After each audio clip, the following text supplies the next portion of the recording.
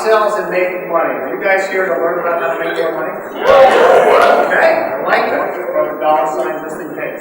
So who's already making a lot of money as a wedding photographer?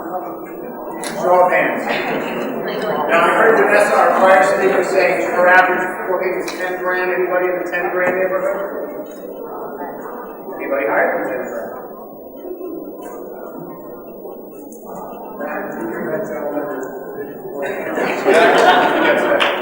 This guy, hand up. We got some 10K. We also have a couple, if you're a little shy, we got a few others. Feel free to come out and follow this program. Are there any photographers in the room here who regularly deliver edited images to their clients within a week or 2 weeks of the event? Right here, we get the race car. We have a race car, you can borrow that. We have another one if anybody else wants to fast. Now, conversely, who are the photographers that take 6 weeks, 8 weeks? You put your hand up first. You get the turtle. This is a rough time of year for editing. Anybody beyond 6 weeks, 8 weeks? How far? 8 weeks. A year. We have a big one for her. Okay, who are the photographers in the room that do great work but really don't like to sell and talk about themselves? Alright, we should order a bunch of these. Yeah, next time you get a lot of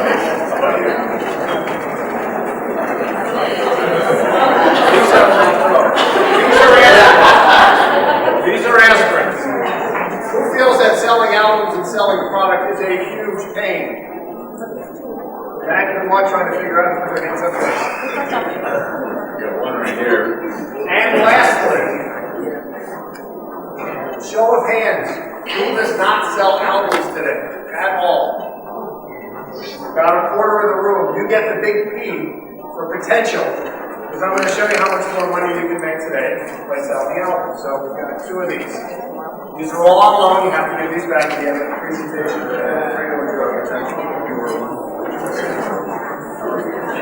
So there's 4 things. There's 4 good takeaways from today's session. One is I'm going to show you how a photographer that shoots about 30 weddings a year can make an additional $22,000 a year by selling product. That's make, that's not sell, that's profit, net. I'm also going to show you how you can build a referral engine so you can lower your marketing costs and you don't have to go to bridal shows, you don't have to do all this trying to figure out Google's latest algorithm by building a referral machine by doing one thing only. And that is giving your clients a great experience after the event. 99% of all photographers that I know, maybe this was a mistake, give them a lousy experience after the event. All great up until the event and at the event. After the event, the service level kind of goes down like that. Number 3, I'm going to show you how delivering an album in 3 months is the key to making a lot of money in this business.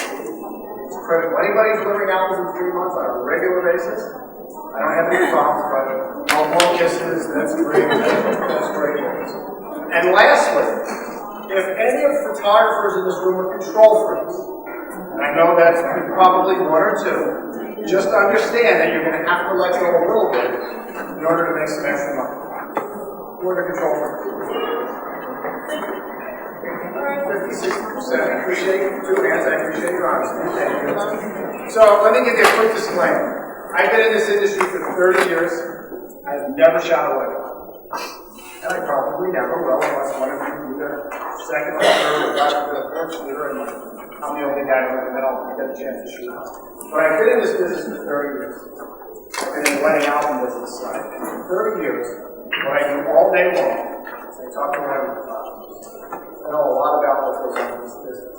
Our office is about half wedding photographers. So whether I like it or not, I am surrounded by wedding photographers all day long. Which is awesome. It gives me a lot of insight. And so a lot of the tips and ideas that I'm going to share with you today came from all these photographers that I talk to. And it's real easy for me to figure out who to go to for advice. We look every week and every month and every year who's sending us the most album orders. We go, we need to talk to this client and find out what their secret sauce is. So that's a lot about, that's my disclaimer on how we do our data. Today, about 50% of all brides and grooms buy their outfits from their photographer. For those of you that were around pre-digital, the number was a lot higher. It was probably 80, 90%. We're kind of stuck at 50%. I don't think it's ever going back to 80%. The good news is we've seen a very small incremental progress we're starting to get. Reasons for that, the reasons why the 50% don't buy their outfits from their photographers, number one, photographers don't offer them. And some photographers believe that the clients aren't interested, or it's just a big pain. Sound familiar? Now, of the brides that don't want them, that tell their photographers they're not interested, some really aren't interested, and some really think that they can get it all cheaper if they do it on their own. So that's kind of our 50%. And for the photographers that are not selling albums, you're leaving hundreds and sometimes thousands of dollars on the table for doing literally a couple of hours. That's what we're going to mostly focus on. So if your goal is to sell product, and I define product as albums, signing books, wall art, which could be canvases or frames or anything that goes on the wall, thank you cards, best time to sell those things. If you think about the mindset of the bride, and she's in buying mode, those 6, 9, 12 months before the wedding, you have the right thing. Trying to sell on the back end, not so easy. There's opportunities, and if you do it right, you can do it, but you are always better off selling in advance. So, I'm going to talk a little bit about the 3 meetings that I recommend you have with your clients. There's always the initial meeting, a consultation, where they come in to hear your thoughts, see your work, decide if I like you or not, I want to hire you. That's meeting number 1. Meeting number 2 is what I call a check-in meeting. It happens 2 to 4 weeks before the event. They come in and verify everything. Maybe they book you 9 months, 12 months before the event. A lot could have changed. So we want to make sure that you know what's going on and show up to the right church at the right time. It's also a great opportunity to do some upselling. And the 3rd and final meeting is what I call the reveal. And this is where you bring them in 1 to 2 weeks after the event, and you kind of take them through, here's your images, here's what I like, here's what I recommend, and this is what I suggest. I'm just curious, how many of you do a reveal when you bring them in afterwards? Very few.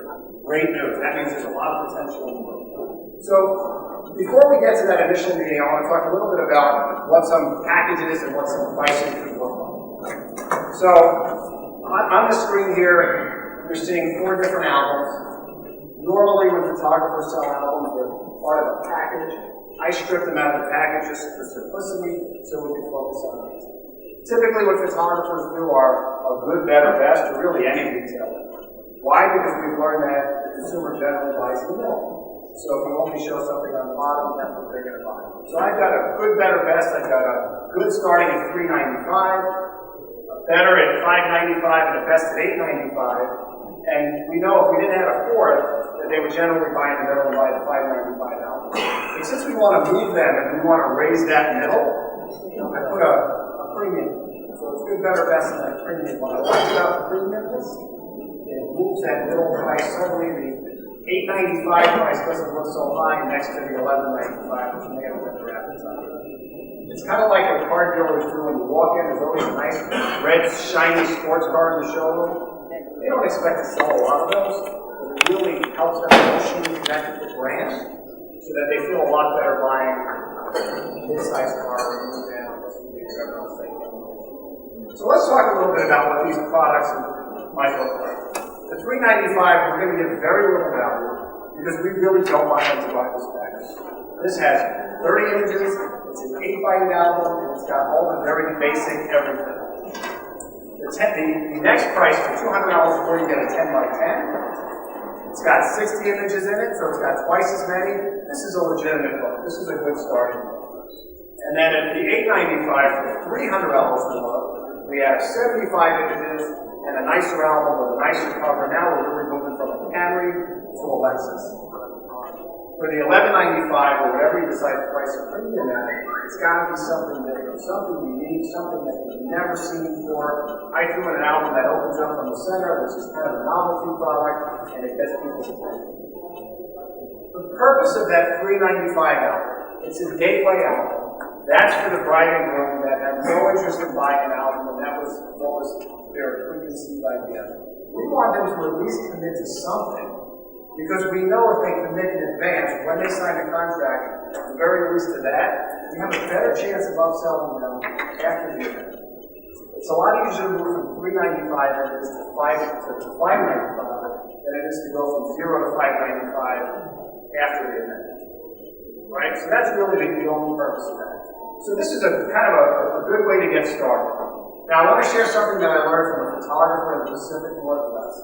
He does a couple hundred weddings a year. He never sold albums, and he came up with this idea where he actually raised his prices $200 and he set up this program where he said, my base album is $5.95, but because you hired me, you get a $200 album credit. So effectively, it's $3.95. Now what I love about the psychology of that is, he explained to me that when a bride comes in and they look at the prices, if I just showed them $3.95, that seems like, okay, it's $3.95. By doing the $200 album credit, they feel like they've already paid for a third of the album. So why wouldn't you spend the extra $400 when you've already paid for, you effectively put a deposit down? And when he started doing that, he said his album sales skyrocketed. So I'm sharing that with you. That was a great thing. By the way, at the end of the meeting, I'll have a handout that's going to be in the back that recaps a lot of this. You don't have to take notes about all the pricing, and we'll have a couple of other big takeaways. So big stuff. You want to take notes on the other things, feel free and don't post them here. Take photos.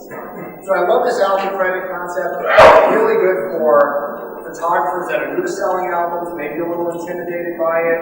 I've had a lot of photographers that don't sell albums that we've actually guinea pig and tested this with, and for every single one of them, they reported back and said, oh my God, this is great. And what we always suggest is, take the same wedding and just make 4 different albums out. Let them see what an album of 100 inches looks like, and then ask them to peel back and you look at a 75 or 60 without or a 30. You realize the albums help a very small market. This is a great way to get started. Another thing that's really important for when you're having consultations is to have samples of all the boxes. If you end up with 4 on your menu, you have to have examples of it. And here's why. If you say this album is an 8x8, this is a 10x10, this is a 12x12. A 10x10 is 2 inches bigger than an 8x8. Doesn't sound much big. It's actually 50% bigger. If you do the math, 8x8, 8 times 8 is 64 inches versus 100 inches. It's more than 50% bigger. And sometimes you need to explain it to a client. Don't think it's only 2 inches. It's 50% bigger. A 12x12 is also 2 inches bigger than a 10x10. But it's almost 50% bigger. So it's really important to have that out there and show them, and just let them feel it, let them see what it feels like, what it looks like in their hand. And they'll realize an 8x8, which they may have been seduced by the $3.95 price, is really not a great size out there. So it's really important to invest in it. It's supposed to be out there to go off the discount. It doesn't cost a whole lot. But if you also, the other reason why I like having the same wedding, it keeps them focused. If you show 4 different albums like I have here, then they're busy looking at all the pictures and looking at the dresses and all the other things, and it becomes a Pinterest party. And it's not what you're trying to do, which is you're trying to sell them an album to get them to buy. I learned something really interesting. Oh my God, I didn't turn my mic on. You guys hear me? Yeah. All right, I'm going to turn it on until you do. Let's try this. How about that? Is that better? All right, sorry about that. Thank you. Here in the front row. So I learned something very interesting. I told you we have a lot of wedding photographers at our company. We have a colleague who just got married in August. And starting in April and May, I noticed that every day at the end of the shift, there was her and 2 or 3 colleagues huddled around the computer. I'm thinking, great, they're really motivated. They're working hard, they're staying late. Sometimes I had to kick them out of the building. And it turns out they were helping her plan her wedding. And all I heard was, Georgia, you need this. You really should think about this. You should really buy this. And I wish I was the credit card processor, because I'm sure every night the 3 girls, or sometimes 4, got together, there were purchases being made. And I was amazed. And then I went to the wedding in August. And as the bride and groom were exiting the church, somebody was handing out all these little purple bottles of bubbles that we were supposed to blow. And I noticed that the bottle was purple, which was her theme color, and it had her name on it, and the date, a really fancy logo, and all kinds of nice messaging. And I'm thinking, she probably spent $200-300 on these bubbles. And, being the upsell guy, I'm going, boy, that's been 5 extra pages in her album. That could have been, a pair of diamonds, a nice piece of wall art, but my point is, brides that are before the wedding, they will almost buy anything. And now, it's 2 months later, now her mindset is totally shifted. Now every single dollar is going towards the house and all the furniture and anything related. She just doesn't want to hear from all those vendors that were busy saying, you should buy this and you should buy this. So, very interesting, thought about what's important to a bride and the timing. So let's talk about the first meeting you have with a client, which is a consultation. Now you've got a great lineup, you've got your prices all figured out. Understand the reasons why couples hire a wedding photographer. The obvious one is because you do great work, right? The number 2 reason, and we've surveyed photographers, this is what they've told us. The number 2 reason is because of their personality, which is really interesting, which tells me that most people can't tell the difference between an amazing photographer and a bad one. But if they really like the good one, in their eyes, that photographer is a lot better than the one that wins all the awards. So if you're one of those people, and I didn't see who got the monkey covering their mouth and doesn't want to talk, but if you're uncomfortable selling yourself, have somebody else do it for you. Have a spouse or colleague, somebody who's more comfortable meeting face-to-face and talking about what a great photographer you are, who you're getting for. Other reasons photographers get hired: trust. I feel like I connect with her. She was available. I feel like I'm getting value for the price. And referral. Those are the main reasons why photographers get hired. Now, on the flip side of that, there's all these benefits that a photographer has. And a photographer has many benefits, and the key to a successful first meeting and getting a contract is knowing which of those benefits to talk about. So, if you think about the last time you went to buy a car, a lot of times the car salespeople who are not very skilled in salesmanship will just start talking. Oh, this car's got the best engine, it's got turbo this and turbo that, and their buyer is a woman, a mom with 2 little kids and who's pregnant. And the last thing she really wants is turbo this and turbo that. She wants a safe car, and she wants some different features. So, in a sales meeting, what you want to do is you want to ask open-ended questions to get them talking. And as you know, brides love to talk about their event. Grooms, not so much. Brides, let them go. Ask them where they met. Ask them where they got engaged. Ask them where they're getting married. Ask them all these open-ended questions. Get them talking. And in their 5-10-minute answers that they give you, they will reveal to you what's most important to them. They may even give you the benefit of the doubt and say, I've met with 2 other photographers, and my concern is, when I was talking about that we were having out-of-town guests and we wanted to do this, they looked at me like I had 2 heads. Okay, let's make a mental note of what's important to them. So by asking the questions, you're getting all the answers. A lot of people think sales is about selling. I'm going to sell you, so I'm going to beat you up with all these benefits. No, selling is about listening. We have 2 ears, 1 mouth, so we're supposed to listen twice as much as we talk. And if you listen, you will hear, and if you're a good listener, you will know what to say. So once you figure that out, and what you want to do is you're building rapport, you're building trust, and you're already figuring out which package I want to suggest, what benefits I'm going to pitch in order to hopefully convince this couple that they should hire me. So once you get to the point where you feel like hey, we're good, I like you, clearly you like me, we should get together, ask them, will you entrust me to shoot your wedding by booking me tonight? Get the sale, and then figure out which package it is, get them to commit to the biggest package that they can, because let's face it, you can't cover a wedding album, a wedding in 30 photos, and you really can't do much in 60 photos unless it's a second wedding and it was really small. So you really want to try to aim for these bigger packages. Give them a hug, and then let them know that there's going to be 2 more meetings. The next meeting is going to happen 2 to 4 weeks before the event. And that's going to be a check-in meeting, because now it's October, your wedding might not be until next October, and a lot can change. This way they know what the expectations are, put them on your mailing list, and great, go out and celebrate and have a drink. Meeting number 2 is this check-in 2 to 4 weeks before the wedding. Show of hands, who's having these meetings? Wow, a lot, that's great news. Now, in the eyes of your client, it's a check-in, and that's valuable. You want to know if anything has changed, the date, time, etc. But more importantly, it's your second upsell opportunity. So now's the chance to go through them, and now you know the bride a little bit better. And if they only book one photographer, explain to them why they may want to have a second photographer. When they were shopping mode, that wasn't really important to them. But now that it's 2 to 4 weeks before and everything is pretty much set, explain it. If we have 2 photographers, one's with the girls, one's with the guys. And here's what goes on, and then we do the same thing for the ceremony, and that's a great place to hire the second photographer. If you have one available, really important point, right? And it's also a good time to review anything that they've purchased before. If they purchased the 60-image album, based on what you've seen and what you anticipate, that's not going to be enough. So here's what I recommend. Tell them that any increases or any upgrades that they purchased before the wedding will always have more value than they will after the wedding. So what does that mean? It doesn't mean they're going to get a discount, but what I like to give away in order to help get a sale is, I would say if you upgrade from the second album to the, what does it cost you? 1 or 2 album pages from your album binder, $15, $20. It's nothing.